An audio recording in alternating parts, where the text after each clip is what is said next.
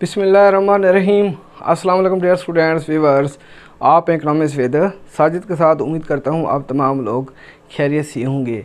आज का हमारा टॉपिक है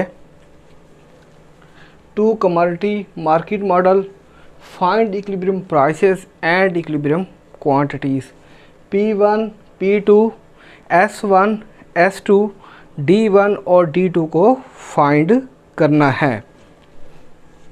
D1 is equal to 10 minus P1 plus P2 equation number 1। S1 is equal to 6 plus P1 plus 2P2 equation number 2। D2 is equal to 12 plus 2P1 minus P2 equation number 3। S2 is equal to 19 plus 3P1 minus 5P2 equation number 4। अब हम question को solve करते हैं। D1 is equal to S1 at equilibrium in market 1, पहली मंडी का तवाज़ुन। D1 की जगह उसकी वैल्यूज़ को पुट करते हैं। 10 minus P1 plus P2 is equal to S1 की जगह उसकी वैल्यूज़ को पुट करते हैं। 6 प्लस P1 प्लस 2P2। अब हम क्या करते हैं, इक्वेशंस को ज़ीरो के बराबर करते हैं। इक्वेशंस को ज़ीरो के बराबर करने के लिए S1 की वैल्यूज़ को उठा के बराबर के दूसरी तरफ लेके आते हैं। 10 माइनस P1 प्लस P2, ये प्लस का 6 है, जब बराबर के दूसरी तरफ आता है तो साइन तब्दील हो जाता है। माइनस का 6 प्लस का P1 है, जब बराबर के दूसरी तरफ आएगा तो साइन तब्दील हो जाता है। माइनस का P1 प्लस का 2P2 है, जब बराबर के दूसरी तरफ आएगा तो साइन तब्दील हो जाता है। माइनस का 2P2 is equal to 0। Minus का 2P2 और प्लस का P2, माइनस के 2P2 में से प्लस के P2 को लेस करते हैं तो माइनस का आता है P2। माइनस का P1 है और माइनस का P1 है, इन दोनों को जमा करते हैं लेकिन अलामत माइनस की आएगी। माइनस का 2P1 प्लस का 10 है और माइनस का 6 है। प्लस के 10 में से माइनस के 6 को लेस करते हैं तो प्लस का आता है 4 इज इक्वल टू 0। माइनस को अंदर मल्टीप्लाई करते हैं, नफ़ी नफ़ी जमा, प्लस का P2 नफ़ी नफ़ी जमा, प्लस का 2P1 नफ़ी जमा नफ़ी, माइनस का 4 इज इक्वल टू 0। ये हमारे पास इक्वेशन नंबर 5 है। अब हम क्या करते हैं, D2 is equal to S2 at equilibrium in market 2, दूसरी मार्केट का तवाज़ुन। D2 की जगह उसकी वैल्यू को पुट करते हैं। 12 plus 2P1 minus P2 is equal to, S2 की जगह उसकी वैल्यू को पुट करते हैं। 19 प्लस 3P1 माइनस 5P2। अब हम क्या करते हैं, इक्वेशन को ज़ीरो के बराबर करते हैं। इक्वेशन को ज़ीरो के बराबर करने के लिए S2 की वैल्यूज़ को उठा के बराबर के दूसरी तरफ लेके आते हैं। 12 plus 2P1 minus P2, plus का 19 है, जब बराबर के दूसरी तरफ आता है तो साइन तब्दील हो जाता है। माइनस का 19 प्लस का 3P1 है, जब बराबर के दूसरी तरफ आएगा तो साइन तब्दील हो जाता है।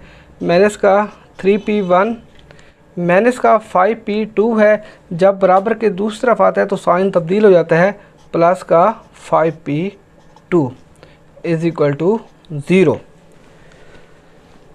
प्लस का 5P2 और माइनस का P2, प्लस के 5P2 में से माइनस के P2 लेस करते हैं तो प्लस का आता है हमारे पास 4P2, प्लस का 2P1 और माइनस का 3P1, माइनस के 3P1 में से प्लस के 2P1 को लेस करते हैं तो माइनस का आता है P1, प्लस का 12 माइनस के 19, माइनस के 19 में से प्लस के 12 को लेस करते हैं तो माइनस का आता है 7 इज इक्वल टू 0। ये हमारे पास इक्वेशन नंबर 6 है।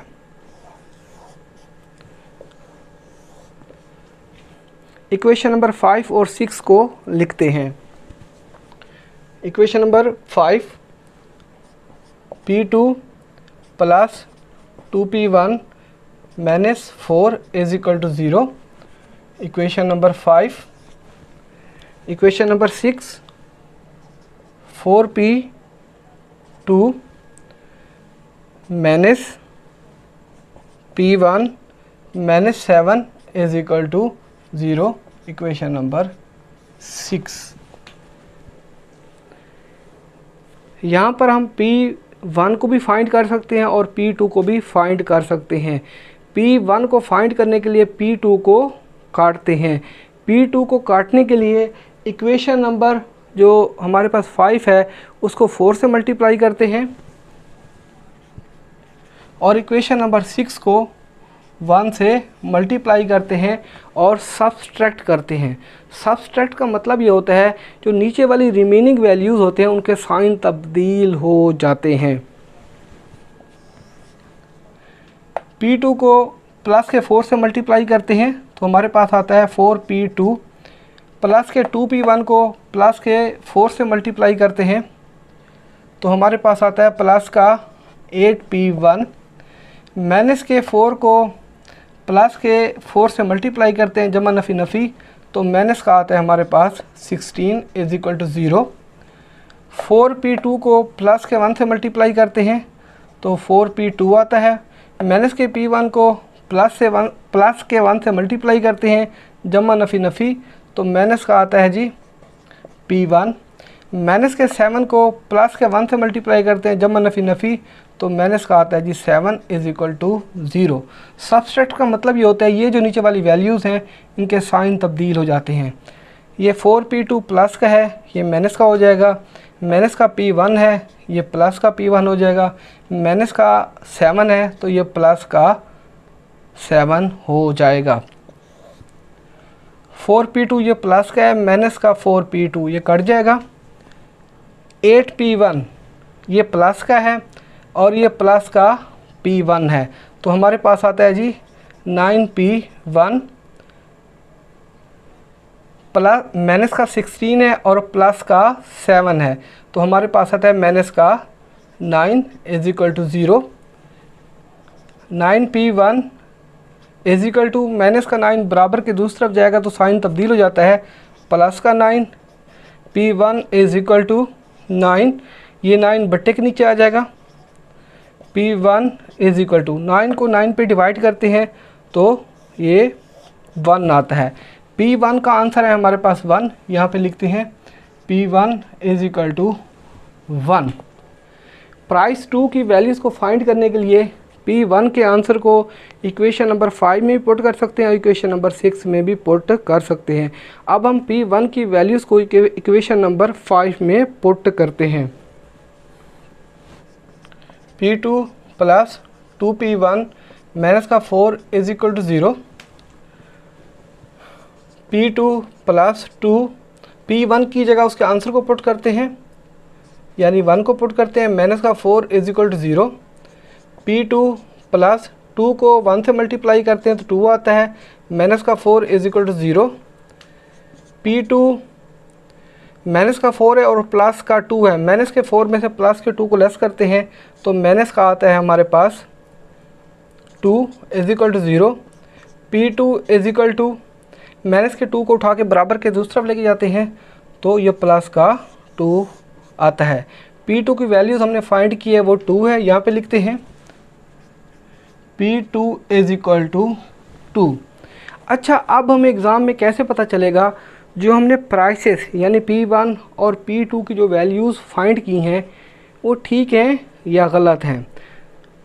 अगर D1 और S1 यानी जो पहली मंडी का तवाज़ुन है D1 और S1 का आंसर सेम आ जाता है तो इसका मतलब ये है जो हमने प्राइसेस फाइंड किए हैं वो ठीक है। अगर D1 और S1 का आंसर सेम नहीं आता तो इसका मतलब ये है जो हमने प्राइसेस फाइंड किए हैं वो गलत है। इसी तरह हमें एग्ज़ाम में कैसे पता चलेगा जो हमने प्राइसेस फाइंड किए हैं वो ठीक हैं या गलत हैं? अगर D2S2 यानी दूसरी मंडी का तवाज़ुन का आंसर सेम आ जाता है तो इसका मतलब ये है जो हमने प्राइसेस फाइंड किए हैं वो ठीक हैं। अगर D2 और S2 का आंसर सेम नहीं आता तो इसका मतलब ये है जो हमने प्राइसेस फाइंड किए हैं वो ठीक नहीं हैं। अब हम P1 और P2 के आंसर को D1 और S1 में पुट करते हैं। पहले D1 लिखते हैं। D1 is equal to 10 minus P1 plus P2। D1 is equal to 10 minus P1 की जगह उसकी वैल्यू को पुट करते हैं यानी 1 को पुट करते हैं, प्लस P2 की जगह उसकी वैल्यू को पुट करते हैं यानी 2 को पुट करते हैं। D1 is equal to 10 plus का है और 2 प्लस का है तो ये 12 आ जाएगा, माइनस का 1। D1 इज इक्वल टू 12 में से 1 को लेस करते हैं तो 11 आता है। S1 is equal to 6 plus P1 plus 2P2। S1 is equal to 6 plus P1 की जगह उसके आंसर को पुट करते हैं यानी 1 को पुट करते हैं, प्लस 2P2। P2 की जगह उसके आंसर को पुट करते हैं यानी 2 को पुट करते हैं, 2 को पुट करते हैं। S1 is equal to 6 plus 1, 2 को 2 से मल्टीप्लाई करते हैं तो प्लस का 4 आता है। S1 is equal to 6 plus 1 plus 4 11 आता है। इसका मतलब ये है जो हमने प्राइसेस फाइंड की हैं यानी वो ठीक है क्योंकि D1 का आंसर 11 है और S1 का आंसर 11 है। अब हम दूसरी मंडी का तवाज़ुन चेक करते हैं। D2 is equal to 12 plus 2P1 minus P2। D2 is equal to 12 plus 2, P1 की जगह उसकी वैल्यू को पुट करते हैं, 1 को पुट करते हैं, माइनस P2 की जगह उसकी वैल्यू को पुट करते हैं यानी 2 को पुट कर देते हैं। D2 is equal to 12 plus 2 को 1 से मल्टीप्लाई करते हैं तो 2 आता है, माइनस का 2। D2 इज इक्वल टू, अब देखें जी ये प्लस का 2 है, ये माइनस का 2 है, ये कट जाएगा तो हमारे पास ये D2 का आंसर आता है 12। अब S2 लिखते हैं। Second market is equal to 19 plus 3P1 minus 5P2। S2 is equal to 19 plus 3P1, P1 की जगह उसके आंसर को पुट करते हैं यानी 1 को पुट करते हैं, माइनस का 5। P2 की जगह उसके आंसर को पुट करते हैं यानी 2 को पुट करते हैं।